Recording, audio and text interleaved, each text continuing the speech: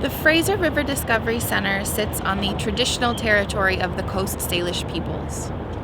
Territory acknowledgement is one small part of reconciliation, so please take a moment to think about other ways that you can participate in reconciliation with Indigenous communities.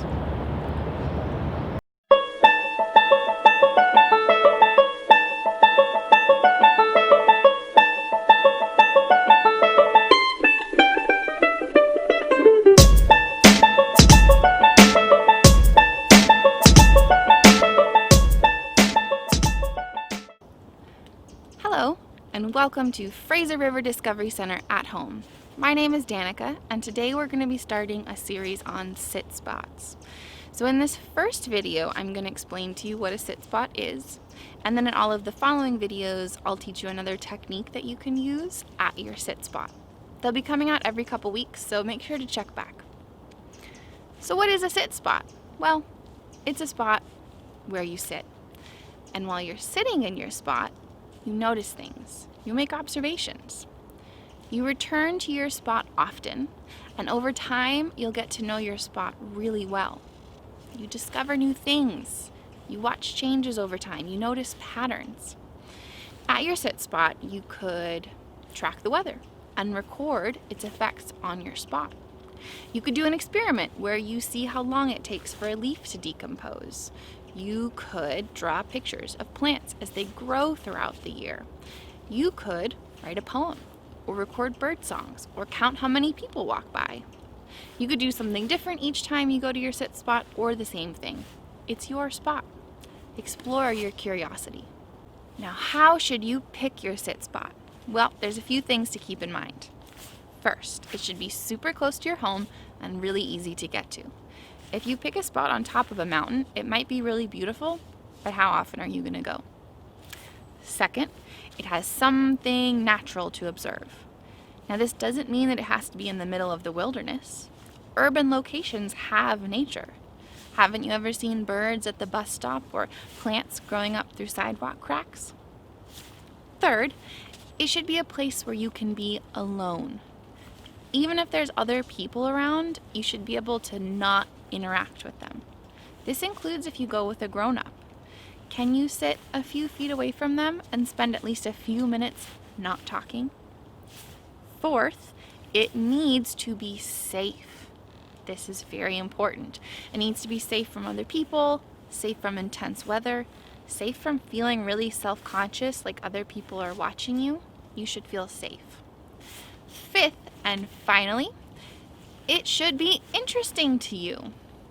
Your sit spot won't be the same as someone else's, and that's fine. As long as you're interested in it, it's a great spot. Let me show you a few examples of some sit spots.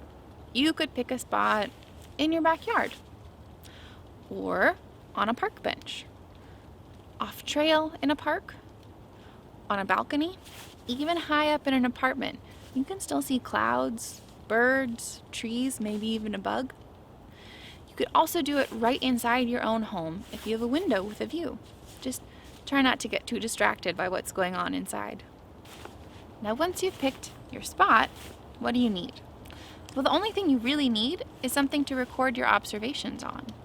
You could use a notebook. I like to use paper on a clipboard. You might have a tablet. You'll definitely need pens and pencils and that kind of thing. If it's wet where you are, you might want a plastic bag to put over your paper to keep it dry.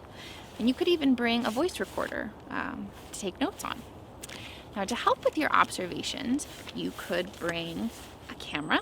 If you have a phone, you might want to bring a magnifying glass. ID books are really, really helpful if you know how to use those. And even a small bag for collecting small objects, as long as you know how to do that ethically. Now, a few other things to think about bringing. Comfortable clothes. In the winter, you'll want to bring lots of warm layers, especially if you're sitting on the ground, it can get quite chilly. If it's wet where you live, like where I live, you might want to bring something dry to sit on, like a garbage bag, rain pants, maybe even an umbrella. And if you're going to spend a while at your sit spot, I always like to bring a warm beverage in the winter, or ice water in the summer, and maybe a few snacks. Now, don't worry too much at the beginning about having the right stuff with you at your sit spot. You'll figure out what you need as you go along. Now, when you have your sit spot and you have everything you need, you can go out and start making observations. Every time you go to your sit spot, the very first thing you should do is write down the date, the time, and the weather. This is super important information if you want to go back and look at your observations later. Now, the very first time you go to your sit spot, you might want to spend a few minutes just sitting quietly and getting to know it. You can make a list of the things you see, or you could draw a picture. But remember, it never matters how beautiful or artistic your sit spot journal entries are. It's not the point. Sketching, making notes, writing things down, these are just tools that help us to look closer, to notice more things, to be observant. And that's the whole point of the sit spot. And it's important to come back to your sit spot as often as you can. Even if you can only come for a few minutes, the more you come, the more you'll notice. And I guarantee you, you'll never notice everything about your sit spot. There'll always be something new to see, especially if you come at different times of the day. Morning might look very different from evening in your sit spot. All right, are you ready to go out and find your spot? I'll be back in a couple weeks to teach you about how to make a sound map. But until then, try to go out to your sit spot at least a few times to make your observations. Thanks so much for joining me today. Make sure to check out our website and social media for more Fraser River Discovery Center at Home and other upcoming programs, and I'll see you next time.